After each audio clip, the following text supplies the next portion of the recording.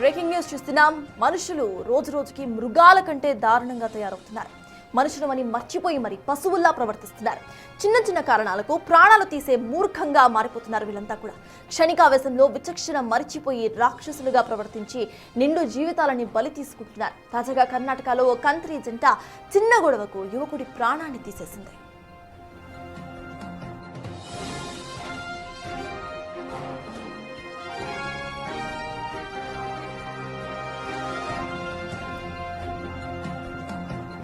బెంగళూరు పుటేనుహల్లి ఠాణా పరిధిలో ఈ నెల 22న అర్ధరాత్రి దర్శన్ అనే వ్యక్తి తన స్నేహితుడు వరుణ్తో కలిసి శ్రీరామ్ లేఅవుట్లో బైక్పై వెళ్తున్నాడు.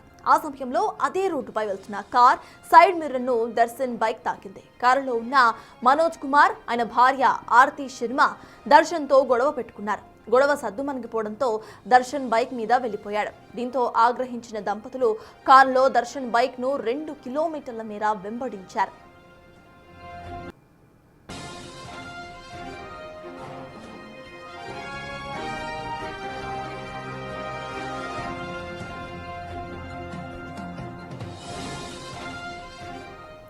కొద్ది దూరం వెళ్ళాక ఓ గల్లీలో దర్శన్ బైక్ ను వెనక నుంచి బలంగా ఢీకొట్టి వెళ్లిపోయారు మనోజ్ కుమార్, ఆర్తి శర్మ.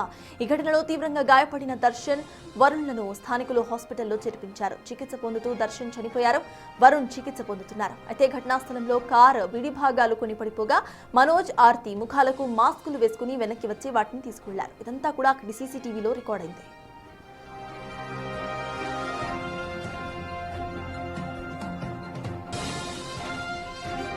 ఈ ఘటనపై కేసు నమోదు చేసుకున్న పోలీసులు సీసీటీవీ ఆధారంగా మనోజ్ కుమార్, ఆర్తి శర్మలను అరెస్టు చేశారు.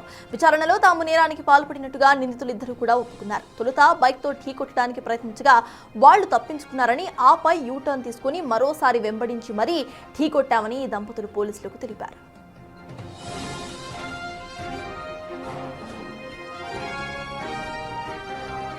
ఈ ఘటనపై స్థానికులు, నెటిజన్లు సోషల్ మీడియా వేదికలలో తీవ్ర ఆగ్రహం వ్యక్తం చేస్తున్నారు. చిన్న కారణం కోసం ఒక యువకుడి ప్రాణం తీయడం పాశవికమని మండిపడుతున్నారు.